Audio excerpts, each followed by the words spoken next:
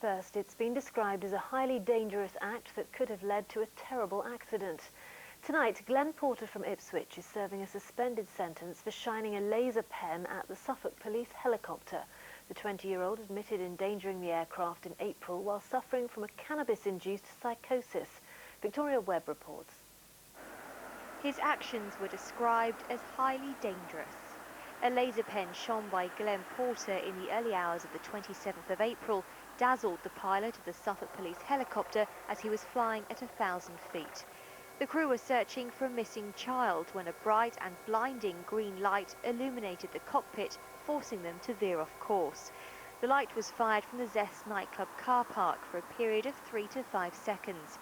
The pilot was unable to see his controls and also lost his visual references, which could have had serious implications. Having lost all his references, there's a very high risk the pilot won't know which way he's up, will be unable to control the aircraft and may have to put a forced landing down. And if we're over a congested area, that can be very dangerous both for us and those on the ground at the time. Porter had bought the pen on eBay several weeks earlier. They're often used by people giving talks who want to point something out on a map or chart.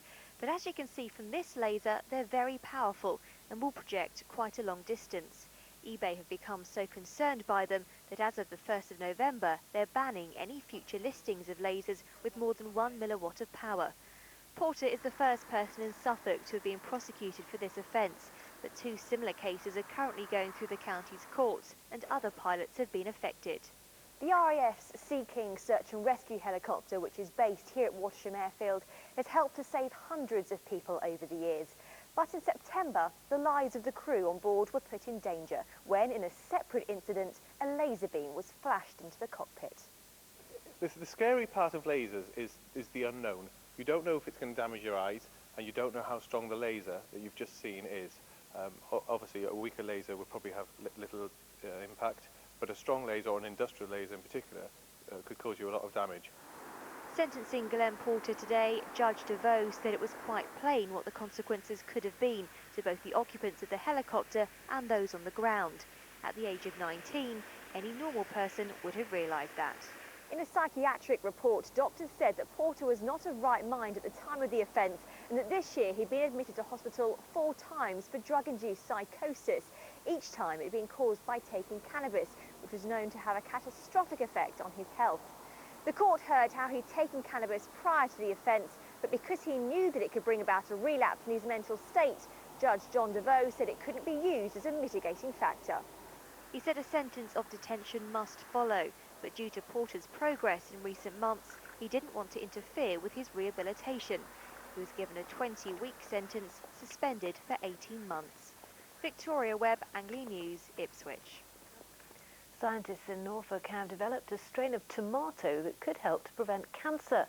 The skin of the new purple tomato, cultivated at the John Innes Centre in Norwich, has strong antioxidant properties, but because it's been genetically modified, it may never make it into the shops. Stuart Leith reports.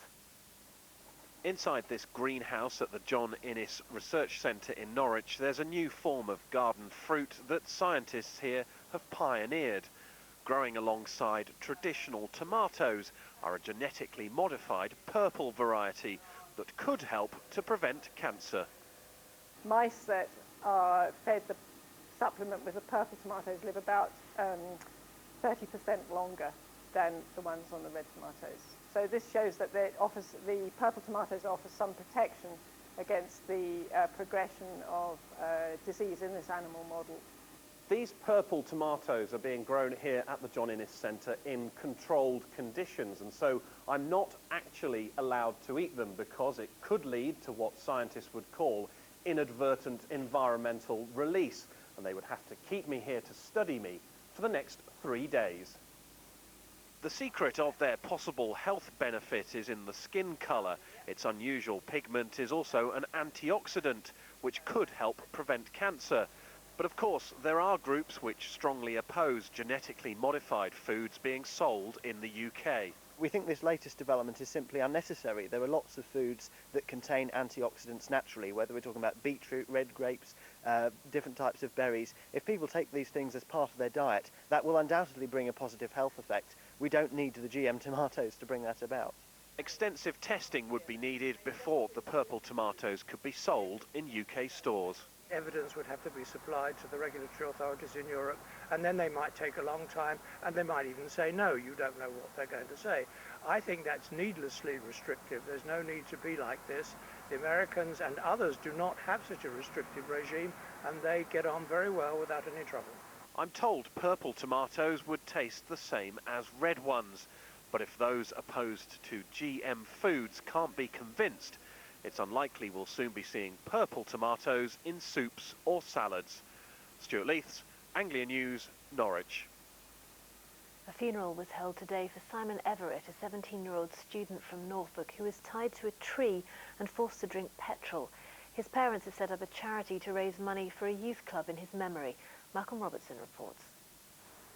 On a crisp, bright, late October day, Simon Everett made his final journey. His parents said he'd even arranged the sunshine for his own funeral. Friends of the student had been urged to carry flowers and wear whatever coloured clothes they felt comfortable in. The family wanted the service to be a celebration of his young life, cut brutally short earlier this year. 4 months ago, Simon Everett's body was found here in the village of Maltby, 5 miles from his home in Yarmouth. He'd been tied to a tree and petrol had been forced down his throat. 3 people had been charged with his murder. Simon's friends carried his coffin into St Nicholas Church in Yarmouth. It was here that he would have attended his graduation service next summer. On the coffin, his parents placed a quilt in the colours of Manchester United Football Club. Each day you wake up and we still think that he's still going to knock at the door and he's still going to come home for his dinner after college. But we still walk about the house looking at things, and it is very difficult. The Reverend Canon Michael Woods spoke about his love of singing and entertaining, how he'd once waited 3 hours just to get the autographs of the Chuckle Brothers who were appearing in Yarmouth, how he had a wide network of friends. Sadly, in that network was a path that led to his appalling and tragic murder. Simon Everett was an engineering student at Great Yarmouth College. His parents have started a charity aimed at setting up a youth club in his memory. He will be sadly missed. And I think the idea of continuing with a charity, his name and his aspirations will be a wonderful thing. As Simon Everett's body was driven away for cremation, there was a burst of applause from distraught family and friends. Malcolm Robertson, Anglia News. An inquest has opened into the death of a teenager who was killed last Friday after falling from the outside of a moving lorry. It's thought 18-year-old Aaron Curtis from Mancroft Walk in Norwich and another youth had climbed onto the outside of the Mercedes lorry near Norwich city centre. They were carried along for nearly 5 miles before Aaron fell off on the A11 and was dragged underneath the wheels. An Essex MP has asked the Royal Mail to lift a postal boycott after workers claimed they were shot at on part of their round. Householders and travellers in the Hofields area of Wickford are collecting their post from the sorting office. The Royal Mail's refused to deliver since a worker claimed to be targeted with an airgun. Fighter jets from the US Air Force are set to resume night flying from Lakenheath in Suffolk later this month.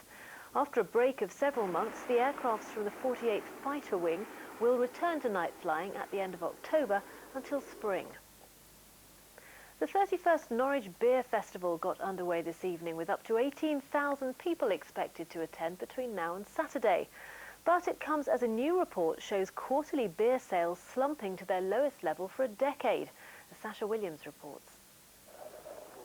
The humble British pint could be in trouble. A record 5 pubs are closing every day.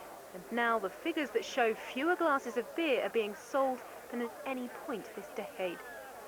According to the British Beer and Pub Association, in total 161 million fewer pints were sold in July to September this year compared with the same period in 2007.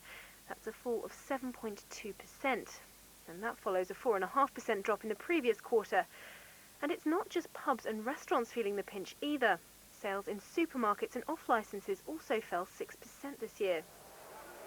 At a special trade session at the Norwich Beer Festival, local publicans and brewers told us how they were finding things. In a small brewery, we have only 2.5 barrels, so we're doing 800 pints a week. And we find that we're selling everything we're brewing, essentially, which is really good. Supermarkets are doing dreadful discounting structures at the moment, which is really affecting the licensed trade as a whole. It's really down to time, and hopefully pubs and brewers will survive through this credit crunch. I think real ale is proving to be one of the key factors that isn't declining in its overall total market share. We're seeing a lot of the what we call the family brewers, which is the mid-sized ones, like-for-like sales over the last year certainly have increased a little bit. Same thing with the microbrewers. With the smoking ban, the escalating price of beer, and even the possibility of selling 2/3 of a pint instead of the full measure, there's no doubt it's been a tough time for publicans and brewers recently.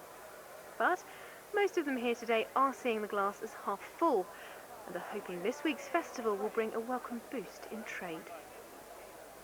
As I'm sure you know, there are just 4 days until Bond returns to the big screen with Quantum of Solace, and 007 himself, Daniel Craig, has told ITV Anglia how he learnt to do some of his most daring stunts right here in our region.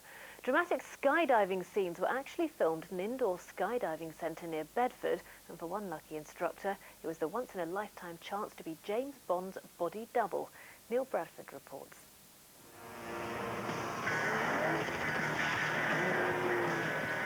We need you to get rid of him. When you can't tell your friends from your enemies, it's time to go. Right now, it promises double the action and is being billed as the darkest Bond film yet. According to one critic, Quantum of Solace is a bruising thriller which leaves you both drained and exhilarated. The action rips across Austria, Italy and South America, but one stunt involving a skydive was filmed a bit closer to home here in Bedfordshire. We came to shoot it and we weren't sure how we were going to shoot it because you can fake it and you can go and shoot real skydiving, but someone came up with this idea. I think Gary Powell did, in fact, come up with the idea of this 200 mile an hour vertical wind tunnel, and it was we don't look pretty, but it looks like it's real. Was it fun? It was a lot of fun. The Bond team spent a total of 3 days here at Clapham in Bedfordshire, transforming this wind tunnel into a computer-generated sky, all for a 20-second scene in the film. And for one of the lucky instructors, wardrobe issues with Daniel Craig's usual body double meant he got the job instead. I believe it was to do with the wig. Obviously, they have to glue the wig on, and at 180 mile an hour, 150 mile an hour, it's likely to get taken off his head. So they have to use someone with hair, really. I do bits of some incredible stunts. It's me at times, and then at the really crucial moments, it's someone who can really do it. This is the second consecutive Bond film to shoot on location in Bedfordshire. The Aston Martin car crash scenes for Casino Royale were shot at Millbrook Proving Ground. For Jay Richardson, his small role in the latest Bond blockbuster was a dream come true. Yeah, as a lad, I've always dreamed of being a character like James Bond and trying to get into one of the films. Having the opportunity to do it was a once-in-a-lifetime achievement. But presumably you would have preferred to be in a bedroom scene as Bond. Well, anybody would looking at the Bond girls these days. It's such beautiful women.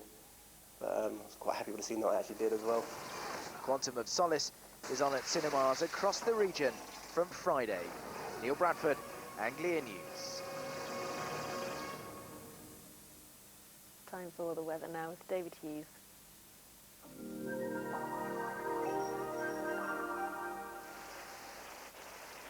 Secure online banking from Norwich and Peterborough, sponsors of Anglia Weather. Hello, good evening. Another chilly night tonight in the Anglia region. More sunshine, particularly in the morning tomorrow, but some afternoon showers. Some of them might just have a wintry mix of sleet, perhaps even some snow in them, but they will be mainly